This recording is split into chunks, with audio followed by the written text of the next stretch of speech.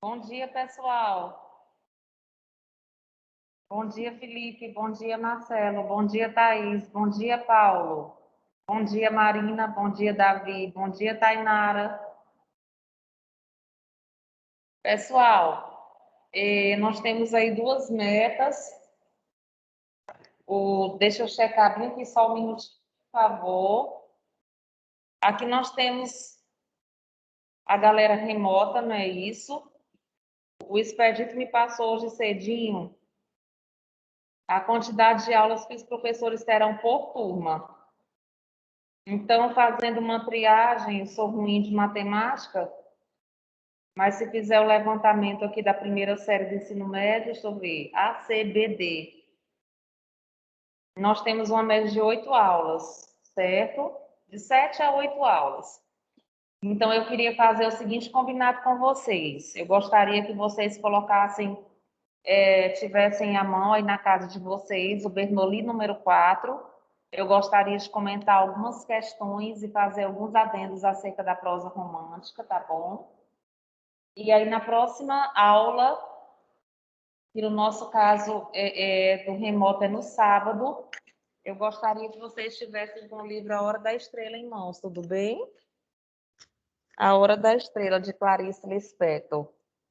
Leram nesse feriado? Sessão Sinceridade. Levanta o braço aí quem leu mesmo. Quem terminou de ler o livro todo, não vale só uma parte, não. Eu consegui terminar de ler ele todo antes do feriado. Quem foi que falou? Foi a Gisela? Ana Luísa. Ana Luísa, perdão.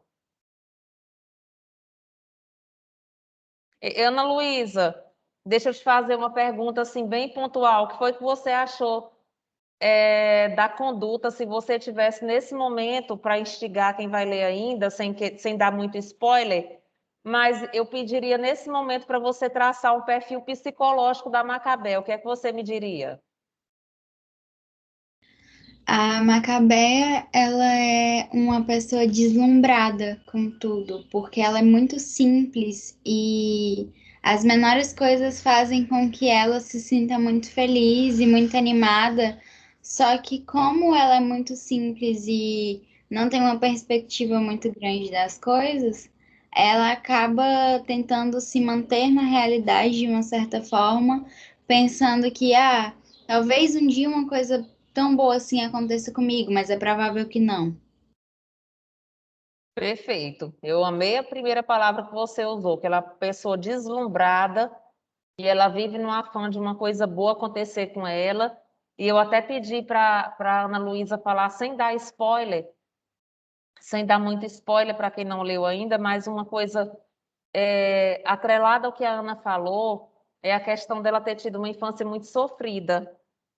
E mesmo assim ela aprendeu a, no sofrimento, tirar partido das coisas boas. Porque ela apanhava, não sabia por que estava apanhando, não é assim? A tia ensinava porque era para ser assim mesmo. E aí ela cresceu nessa vibe de acreditar, de ser bastante ingênua.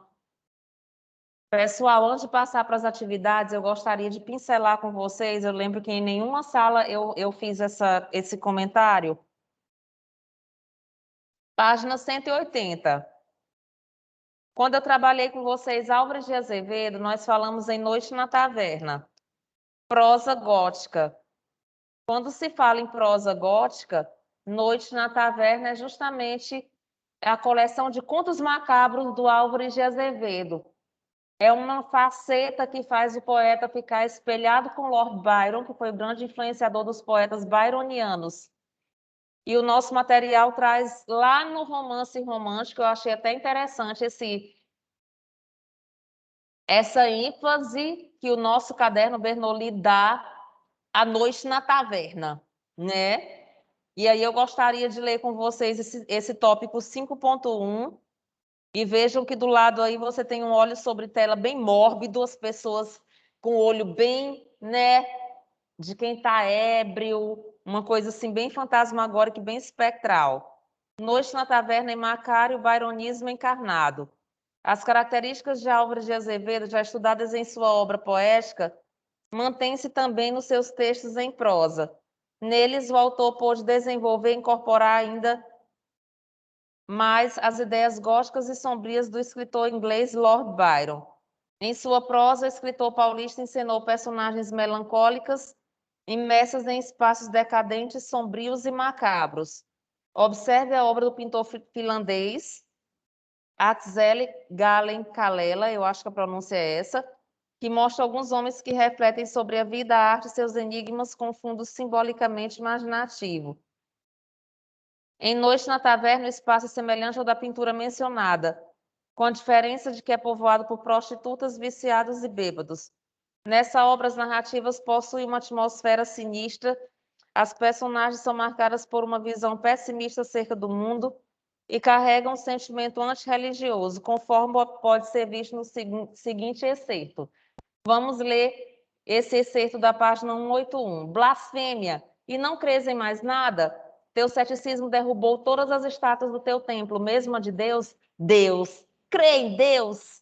Sim, como o grito íntimo revela nas horas frias do medo, nas horas em que se tirita de susto e que a morte parece roçar úmida por nós, na jangada do náufrago, no cadafalso, no deserto, sempre banhado do suor frio do terror e que vem a crença em Deus, crer nele como a utopia do bem absoluto, o sol da luz e do amor, muito bem. Mas se entendeis por ele os ídolos que os homens ergueram banhados de sangue, o fanatismo beija em sua inanição de mármore de há 5.000 anos, não creio nele. E os livros santos, miséria. Quando me vierdes falar em poesia, eu vos direi. Aí, há folhas inspiradas pela natureza ardente daquela terra, como nem Homero as sonhou. Como a humanidade inteira ajoelhada sobre os túmulos do passado, nunca mais lembrará. Mas quando me falarem em verdades religiosas, em visões santas, nos desvarios daquele povo estúpido, eu vos direi: miséria, miséria, 3 vezes miséria. Tudo aquilo é falso. Mentiram como as miragens do deserto. Pessoal, olha que loucura. Então, observe que a linguagem é propositalmente subversiva, porque Álvares de Azevedo escreveu Noite na Taverna, guiado por Caliban. Vocês lembram das duas faces que nós citamos? Que o material, inclusive, traz em negrito? Ariel e Caliban. Ariel seria a face do bem e Caliban são duas personagens mitológicas, uma que representa o bem e outra que representa o mal. Então, eu vou convidá-los agora para passar para os exercícios propostos. Pessoal, eu fiz a seleção de algumas questões para comentar com vocês. É claro que não dá para a gente comentar tudo. Então, eu espero que já tenham respondido em casa nesse feriadão. E aqui, se não tiverem respondido, respondam os exercícios propostos. Eu acho que eu coloquei até as páginas no quadro, não coloquei, Laura? Ah, não, a Laura não está aqui online hoje, não. Quem é que me assessora? Gisela. Eu coloquei em classe. Não sei se aqui na aula online eu coloquei. Mas eu lembrei desse detalhe agora, que essas páginas já foram passadas. Quem lembra? Quem estava no presencial na semana passada, antes do feriado? A senhora está falando desse capítulo de Sim, prosa ou do passado? eu estou falando desse capítulo. Eu não lembro da senhora ter botado, não. Eu coloquei em algumas salas. Leia o texto a seguir para responder as questões de 1 a 3. Pessoal, a leitura desse texto, na verdade, é para nós termos acesso, não é para você sair decorando o nome de personagem, nada disso. É para nós termos acesso à linguagem romântica. Gente, por falar em linguagem romântica, meu Deus, peraí, eu vou ajeitar a câmera, que vocês não estão me vendo direito, não, porque eu quero mostrar uma coisa belíssima para vocês. Só que eu vou posicionar a câmera mais para mim, que a câmera, não sei se eu acho que vocês estão vendo só um pedacinho da computador. Está lá para o quadro a câmera.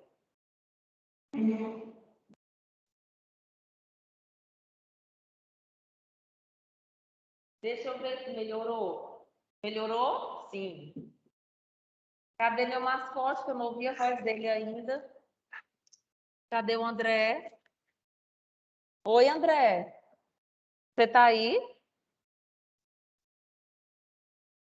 Pessoal, ó. Não sei se está dando para vocês verem direito.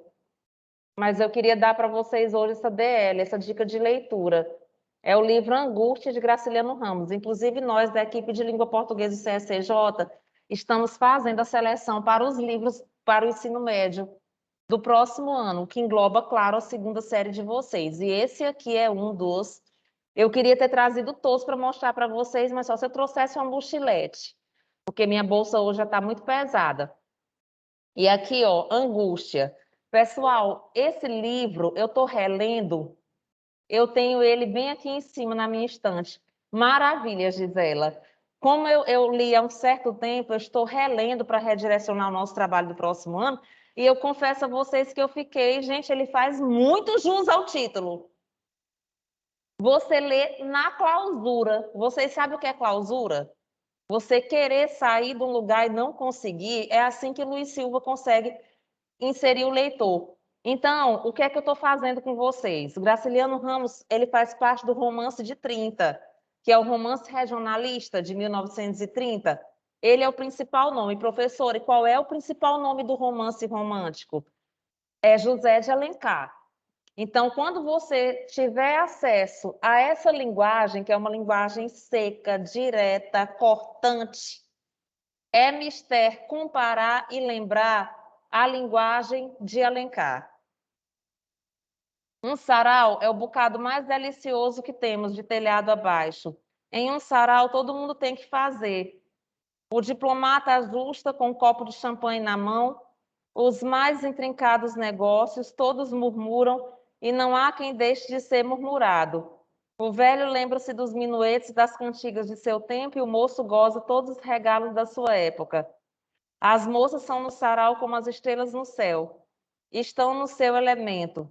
Aqui uma, cantando suave cavatina, eleva-se vaidosa nas asas dos aplausos, por entre os quais surge às vezes um bravíssimo inopinado, que solta de lá da sala do jogo o parceiro que acaba de ganhar sua partida no écarté. Mesmo na ocasião em que a moça se espicha completamente, desafinando o sustenido. Daí a pouco vão outros pelos braços de seus pares, se deslizando pela sala e marchando em seu passeio. Mais a compasso que qualquer de nossos batalhões da Guarda Nacional. Gente, olha que comparação. A valsa, né, Gisela? Dá para a gente imaginar aquela valsa altamente cadenciada que parece que foi ensaiada, que conversam sempre sobre objetos inocentes que movem olhaduras e risadinhas apreciáveis. Outras criticam de uma gorducha vovó que ensaca nos bolsos meia bandeja de doces que veio para o chá e ela leva aos pequenos, que diz que lhe ficaram em casa. Observe aí uma crítica aos costumes. Você ir ao aniversário de 15 anos e levar uma bolsa para botar metade dos docinhos da mesa. Ninguém faz isso, não, é falta de educação. Ali vê-se um ataviado dandy. Professor, o que é dandy? Dandy é aquele cavaleiro romântico altamente engomadinho que talvez hoje se chamasse Mauricinho. Não sei se essa nomenclatura ainda existe. Existe, meninos? Mauricinho ou Patricinha? Ou já mudou a nomenclatura? Que dirige 1000 fineses a uma senhora idosa, belíssima hipérbole, tendo os olhos pregados na sinhá que senta-se ao lado. Dirige elogios à senhora idosa de olho na sinhá. Finalmente, no sarau não é essencial ter cabeça nem boca, porque para alguns é regra durante ele pensar pelos pés e falar pelos olhos. Gente, olha que linda metonímia! Pensar pelos pés e falar pelos olhos. Dançar uma valsa cadente, harmoniosa, melodiosa e flertar. Já ouviram falar nesse verbo? Que é o famoso paquerar, meninas. Eu que só vou para os níveis para comer docinho, depois vaso. Excuse me, Maria Cristina. E o mais é que nós estamos no sarau. Inúmeros batéis conduziram da corte para a ilha de senhoras e senhores, recomendáveis por caráter e qualidades. A alegre, numerosa e escolhida sociedade enche a grande casa, que brilha e mostra em toda parte borbulhar o prazer e o bom gosto. Entre todas essas elegantes e agradáveis moças, que com aturado empenho se esforçam para ver qual delas vence em graças, encantos e donaires, certo sobrepuja a travessa moreninha, princesa daquela festa. Então, observe que há duas referências aí a Carolina, que é a moreninha, princesa e, ao mesmo tempo, travessa, para mostrar que a moreninha era uma mulher bem à frente de sua época. Mudou agora, herdeiro, herdeira. Assim, José Leonardo não sabia. A forma como se dá a construção do texto revela que ele é predominantemente dissertativo, com o objetivo de analisar criticamente o que é um sarau. Descritivo, com o objetivo de mostrar o sarau como uma festa fútil e sem atrativos. Narrativo, com o objetivo de contar fatos inusitados ocorridos em um sarau. Descritivo, com o objetivo de apresentar as características de um sarau. Dissertativo, com o objetivo de relatar as experiências humanas em um sarau. Então, nós vamos ficar com a letra D. Descritivo, com o objetivo de apresentar as características de um sarau. E dá para você perceber uma coisa muito interessante. Eu vou mostrar no quadro, tá certo? Meus famosos acrônimos. Eu tenho a impressão e a sensação de que esses acrônimos ajudam meus alunos a assimilar. Por isso, enquanto eu estiver em sala de aula, eu não abrirei mão deles. Deixa eu mostrar bem aqui uma coisa para vocês. Vou reposicionar a câmera, tá bom?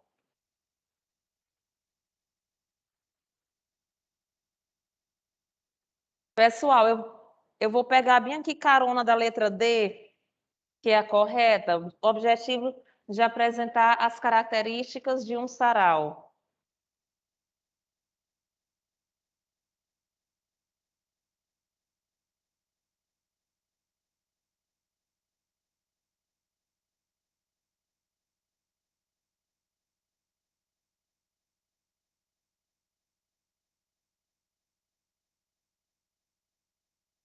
Características de um sarau. Pronto, eu vou lançar o desafio para você. O que é que eu faço com esse C? O que é que eu faço com esse C? Ó, categoria de A Moreninha é um romance urbano. Só que vai fazer uma diferença imensa se eu acrescentar esse C para você. Quem foi que falou no chat, Gisela? Deixa eu ver, Gisela, o que foi que você mencionou? Pode ajudar a ajustar a câmera. No quadro é, Gisela? Ela está mais para lá, mais para cá? Não está dando para enxergar? Ela tá um pouco baixa e tá muito afastada para a direita. Se você pudesse botar um pouquinho mais para a esquerda. Espera aí.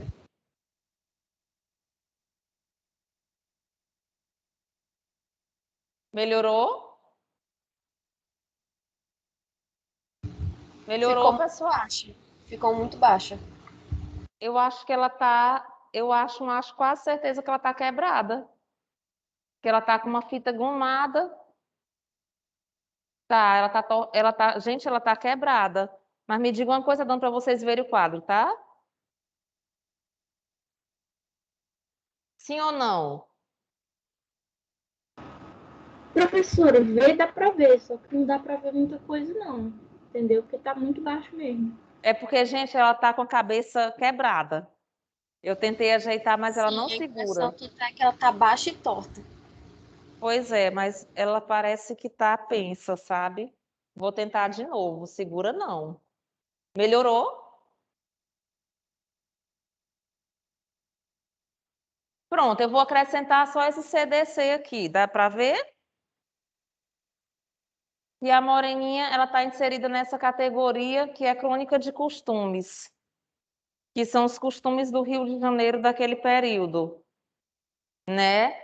Os hábitos e os famosos saraus,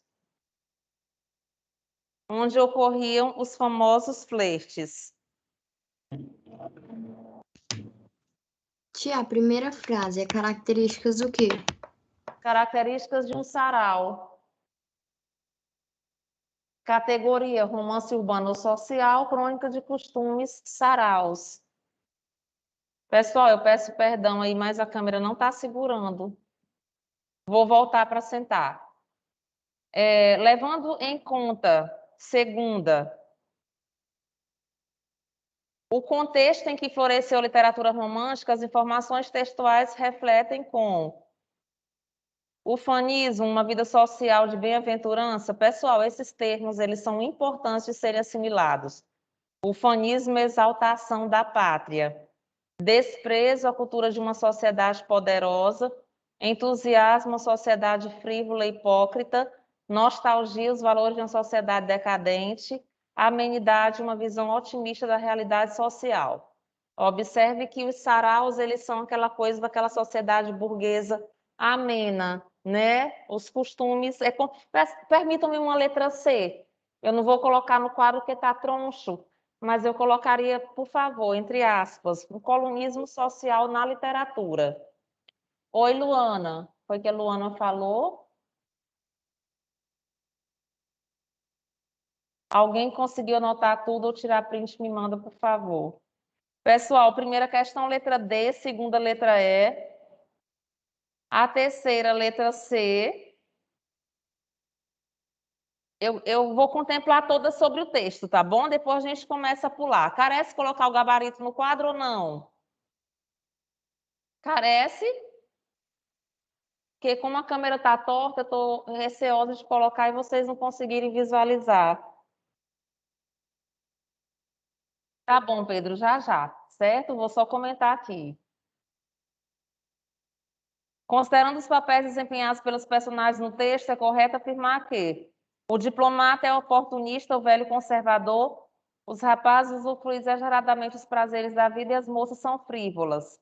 O diplomata é astuto, o velho intimista, os rapazes usufruem a vida dentro de suas possibilidades e as moças vivem de sonhos. O diplomata é perspicaz, o velho saudosista, os rapazes usufruem prazerosamente a vida e as moças encantam a todos. Pessoal, o que é que essa letra C demonstra? Que era para tudo ser bonito num sarau. Eu vou fazer uma comparação, se vocês me permitem. É como rede social. Gostaram da rima? Sarau com rede social. No sarau era para você agradar, era para você dançar bem, tocar piano bem. E numa rede social as pessoas colocam o lado azul da vida, ou se vocês preferirem, cor de rosa. Ou para não dar uma de Damares, a cor que vocês escolherem. Mas a verdade é que na prosa romântica a vibes ainda é essa. Vou já colocar no quadro, tá bom, Gisela? Thank you, querida. Ou melhor, eu posso colocar aqui no chat mesmo. O diplomata é trapaceiro, o velho desencantado, os rapazes usufruem a vida de modo fútil e as moças investem tão somente na beleza exterior. Pessoal, no romantismo, nós temos alguns romances que são de transição. Professora, quais são eles? São considerados de transição que começam a mostrar as problemáticas sociais. Vou colocar já já. Senhora de José de Alencar, Memória do Sargento de Milícias de Manuel Antônio de Almeida, Inocência, também é considerado uma prosa regionalista de transição, e não sei se vocês lembram, o Cabeleira, de Franklin Távora, que mostra o primeiro bandido da literatura romântica. Então, observe que pelos adjetivos que as outras alternativas trazem, dá para você tirar uma espécie de tema. Certinho?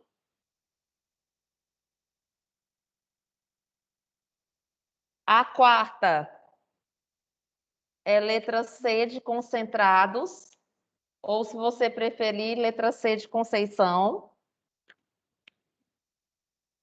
Pessoal, eu selecionei, eu priorizei as questões que tem texto, tá bom? E aqui na página seguinte eu vou querer comentar duas. A quinta é sobre Noite na Taverna. A correta é letra B de Bons. Cadê? Saiu, tudo bem. Saiu negritado aqui, não sei onde foi que eu negritei, mas dá para ver. Letra B. A sequência é F, F, V, F. Sexta e sétima são sobre o romance Inocência de Visconde Tuné.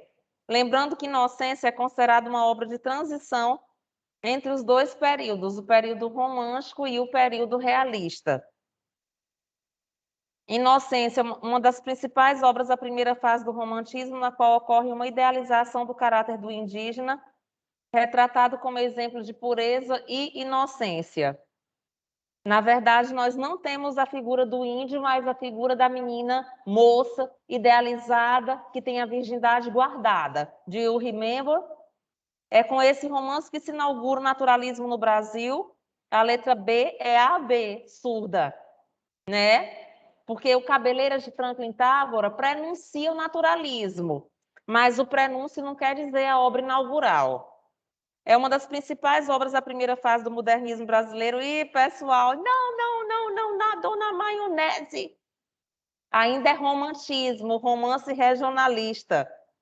Embora pertencendo ao realismo, já traz traços do naturalismo, sobretudo na caracterização do personagem Tico, um anão mudo que é o responsável pela reviravolta na trama. Na verdade, quem é responsável pela reviravolta é o próprio par romântico, o Manecão Doca, que é o rapaz a quem Iracema foi prometida aos 8 anos de idade. Embora pertencendo ao romantismo, já antecipa características do realismo e naturalismo, sobretudo por sua caracterização do ser humano como produto do meio. Por que o homem é produto do meio? Porque ele é bruto. E o que é que o bicho bruto faz quando está com fome? Devora. E assim, Inocência se apaixona por Cirino, um prático de farmácia que se autopromovera a médico, e Cirino é morto pelo Manecão. Por quê? Porque se você levar em conta a palavra presa que eu falei há pouco, eu estou com fome, aparece uma presa na minha frente, eu como. A presa dele foi aquele que ofereceu obstáculo. A inocência era dele, olha as aspas dos meus dedos, desde os 8 anos de idade, e se apaixona por outro. Não, a paixão é primordial no romantismo, mas Inocência começa a mostrar traços de transição. Vamos à 7ª. Como eu falei para vocês no começo, eu priorizei para nós comentarmos hoje, vou pedir só um minuto enquanto eu bebo uma água, as questões que têm texto. Porque, pessoal, mais importante, quando você começar a ler Angústia, Infância, essas obras lá do Romance de 30, Vida Seca, São Bernardo, o que é que você vai perceber? Você vai sentir uma diferença imensa quanto à linguagem, quanto ao trato do tema, tá certo? A título de novo ensino médio e as habilidades da BNCC é aquilo que você, quem lembra da sigla que eu criei? SOS, sorva o signo. Vá beber na fonte, senão a fonte seca.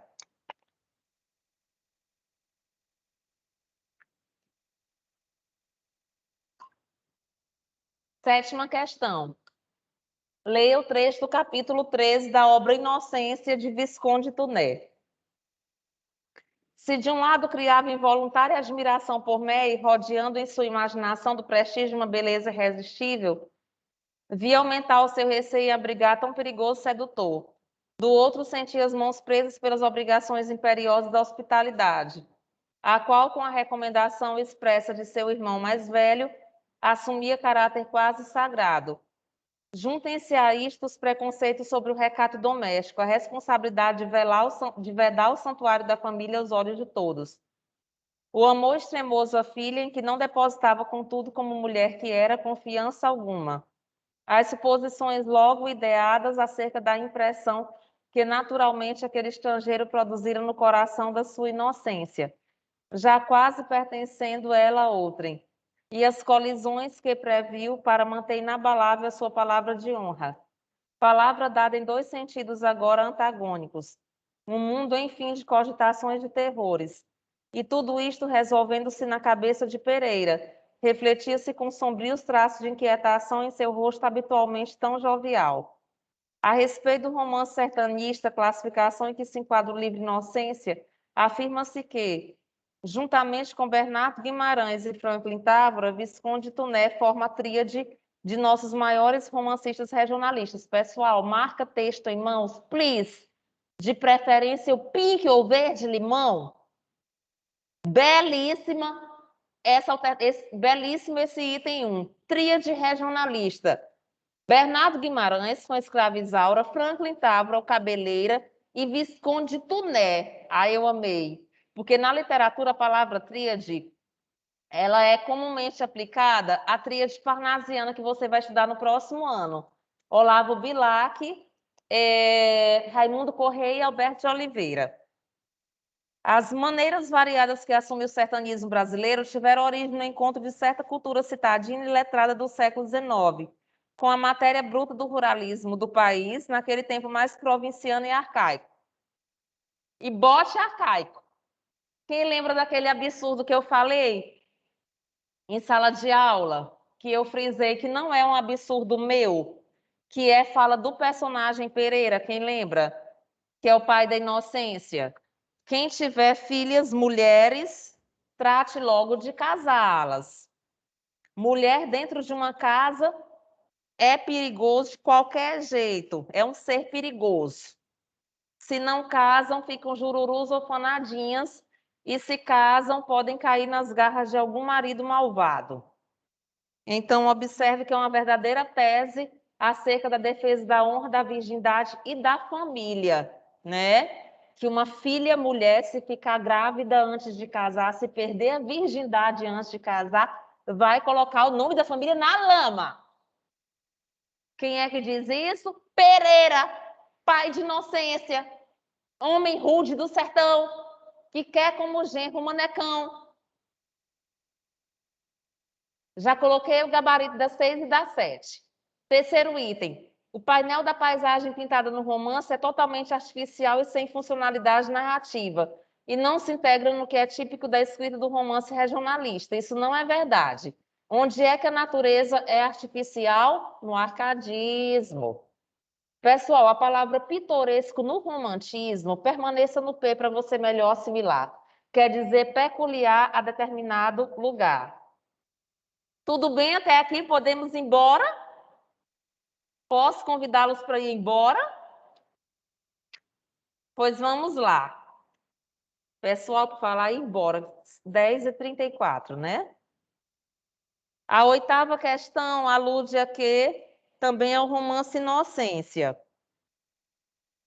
A vertente regionalista ou sertanista do romance romântico tem Inocência, de Tuné, uma de suas obras mais representativas. O título do romance guarda algumas sutilezas de significado que nos chamam a atenção. No plano denotativo, Inocência é o nome da protagonista, cujo perfil psicológico justifica o nome. Porém, no plano conotativo, o título faz pensar em outras dimensões da inocência representada pelo romance. Das alternativas seguintes, destaca que não corresponde à ideia de inocência trabalhada no texto. A natureza brasileira, a representação tem grande importância no enredo do livro, é descrita a partir da ênfase dada à sua inocência, no sentido de ser intocada, pura, selvagem, aos olhos do romântico Tuné perfeita. As comunidades do Brasil interior são apresentadas como inocentes, vivendo em contato com a natureza, também inocente. Os brasileiros do sertão seriam cultuadores de valores morais rígidos, de uma noção de honra, que de tão inocente chega a ser obtusa, como a defendida por Pereira, pai de inocência. É verdade, gente, olha a palavra obtusa, né? Quando, eu acho que já falei isso em todas as salas, que quando o narrador machadiano chama o leitor de obtuso, olha a assonância. Ele não quer chamar de obtuso, ele quer chamar de burro. E por que que, nesse caso, a noção de honra chega a ser obtusa? Porque é preconceituosa. Quem tiver filhas mulheres, trate logo de casá-las, mãos ao alto. Porque se a mulher perder a virgindade, é o nome da família que ela joga na lama. O amor sentido pelos protagonistas, Inocência e Cirina, é inocente. Embora seja vivido clandestinamente e contraria a moral vigente, esse sentimento é descrito como puro e sincero, opondo-se ao que motiva o casamento marcado de inocência com manecão, que é um arranjo de interesses que não leva em conta o que sentem os futuros cônjuges. Verdade. O amor de Inocência e Cirina é um amor de troca de olhares. Ela é acometida de malária e ele vai consultá-la e ela solta o cabelo e eles trocam olhares. Tchan, tchan, tchan, tchan. O processo de colonização do Brasil pelos portugueses, foco do enredo de Inocência, é captado a partir de seus traços inocentes, com a celebração do encontro fraterno de raças e culturas no contexto de exploração do Brasil pelos europeus. Pessoal, na verdade, não alude ao processo de colonização, mas é um livro bem regional em si. Então, como que é, a que não corresponde é justamente a letra D. Inocente é o ideal que justifica o sacrifício de Cirino, que morre quase como mártir de uma luta pelo direito de viver o seu amor por inocência de modo livre. Em oposição à inocência, no sentido de ética desse ideal, há a descrição da maldade dos valores sociais contra os quais ele se põe e que o martirizam, verdade. É a questão do amor romântico trágico. Não sei se vocês lembram, mas o nosso material ele traz esse par romântico, Cirino e Inocência, como verdadeiro Romeu e Julieta da literatura brasileira. Do you remember? Pessoal, nona questão, eu quero passar para o romance indianista. Nona é uma questão mais de constatação da estética literária. Eu coloquei o gabarito do oitavo. Perdão, coloquei não. Mas por coincidência é também letra D de dedicados. Pessoal, ficou invertido aí, mas por coincidência e por preservação da cabeça da Conceição, as duas são letra D de dedicados. Combinado? Senhora de José de Alencar é uma obra representativa do romantismo porque apresenta uma protagonista virtuosa e movida, sobretudo, pelo sentimento amoroso.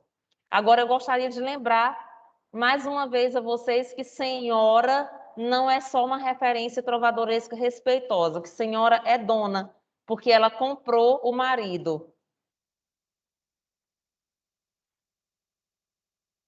A décima é letra E.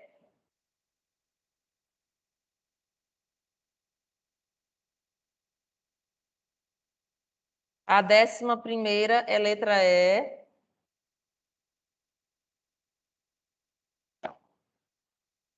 A 12ª, pessoal, um trechinho do romance indianista Iracema. Eu queria, nesse exercício, contemplar um trechinho de cada, tá bom? Deixa eu baixar bem aqui logo a lista de presença, para depois a gente não se preocupar com isso. Wait a minute, please. Questão 12, página 186. Todo mundo comigo? Estão muito calados hoje. Foi que vocês comeram nesse feriado que perderam a língua, hein? Vocês estão pouco participativos hoje. O povo que chupa o caju... Pessoal, eu já falei isso 10 vezes, vou falar 11. Eu tiro o chapéu para as questões da FUVEST. Todas as vezes que vocês se depararem com questões da FUVEST, sentidos abertos, porque geralmente são questões contextualizadas e questões muito bem elaboradas. E eu vou dizer uma coisa sem medo de titubear. O novo molde do novo ensino médio, ele não é tão novo quanto a gente pensa, não. Certas universidades já fazem há muito tempo esse tipo de questão. O povo que chupa o caju, a manga, o cambucá e a jabuticaba, pode falar uma língua com igual pronúncia e o mesmo espírito do povo que sorve o figo, a pera, o damasco e a néspera? É um trechinho de Sonhos de Ouro de José de Alencar. A graciosa ará, sua companheira e amiga, brinca junto dela. Às vezes sobe aos ramos da árvore, de lá chama a virgem pelo nome. Outras remexe o uru de palha matizada, onde traz a selvagem seus perfumes, os alvos fios do crautá, as agulhas da juçara com que tece a renda e as tintas que matizam o algodão. Perceba que você vai ter aqui um descritivismo intenso e a maioria dos leitores de Alencar acham Alencar chato justamente porque ele é muito descritivo. Com base nos trechos anteriores, é adequado afirmar: para Alencar, a literatura brasileira deveria ser capaz de representar os valores nacionais com o mesmo espírito do europeu que sorve o figo, a pera, o damasco e a néspera. Ao discutir no primeiro trecho a importação de ideias e costumes, Alencar propõe uma literatura baseada no abrasileiramento da língua portuguesa, como se verifica no segundo trecho. O contraste entre os verbos chupar e sorver empregados no primeiro trecho revela o rebaixamento de linguagem buscado pelo escritor Iracema. Pessoal, não há rebaixamento de linguagem. Há uma referência clara à linguagem indígena. Eu não sei se falei isso para vocês na aula passada. O Tiago entregou um material que cita Macunaíma, e Mário de Andrade ele pesquisou o folclore indígena, ele conviveu entre os índios para falar a língua dos índios. E aqui Alencar faz algo similar. Então, a palavra rebaixamento de linguagem vai ser absurdo nesse contexto. O bruto, que é bruto, fala como bruto. Eu comentei na aula do segundo ano, agora no terceiro horário, Outro bruto de Graciliano Ramos, gente, que é o Paulo Honório, de São Bernardo. Então, a fala dele, as comparações que ele estabelece, tem gente que diz assim, mas as comparações do modernismo são muito chulas. Elas não são chulas, elas estão em consonância com o contexto abordado. Você vai querer que um bruto que aprendeu as primeiras letras na cadeia e nunca soube o que era afeto, fale palavras bonitas? Não, seria o cúmulo da contradição. Então, o Paulo mandou matar o Marciano porque ele queria as terras de São Bernardo e a cerca dividia meio a meio com o Marciano.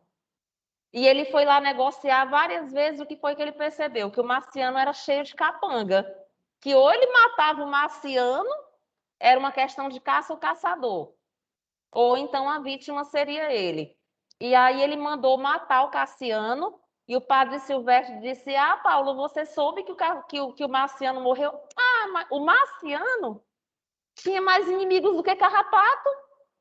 Quando o padre Silvestre comentou a morte do vizinho, veja a frieza e o cinismo com que ele constata. C de constatação, C de Carrapato. Junte a letra C e veja a comparação. Tinha mais inimigos do que Carrapato. Qualquer um pode ter mandado matar o Marciano. Culpa? Nem pensar. A culpa foi dessa vida agreste que me deu uma alma agreste. Belíssimo! Admitam que é belo. Em Iracema, a construção de uma literatura exótica, tal como se verifica no segundo trecho, pautou-se pela recusa de elementos naturais. Please, a palavra recusa para a gente ganhar tempo.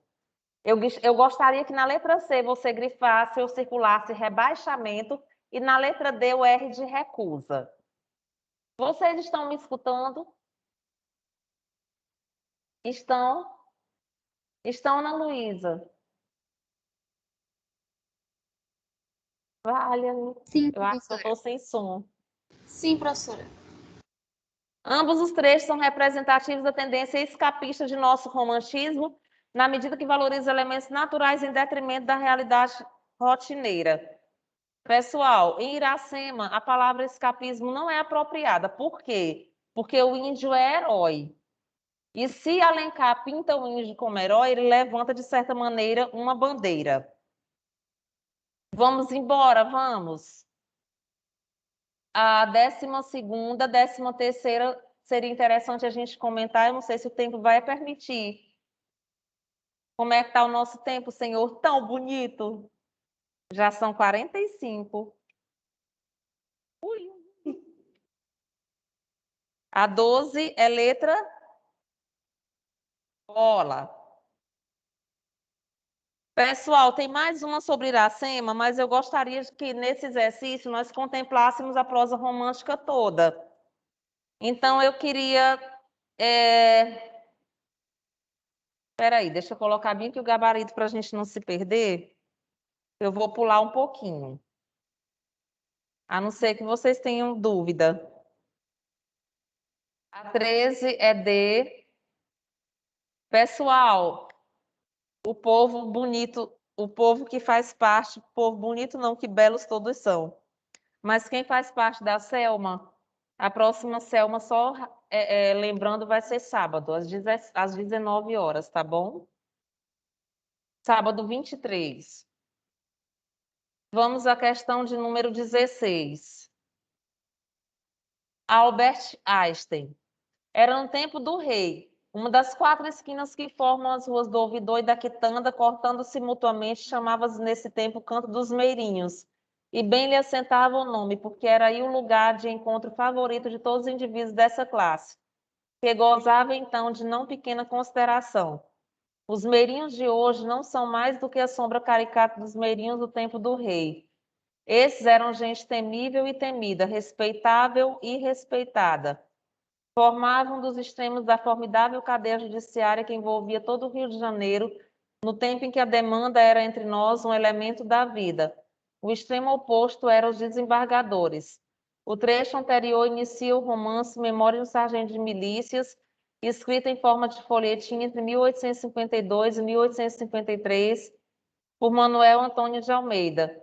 Deste romance como um todo, é correto afirmar que reveste-se de comicidade na linha do pitoresco e desenvolve sátira saborosa aos costumes da época, que atinge todas as camadas sociais, em particular os políticos e os poderosos.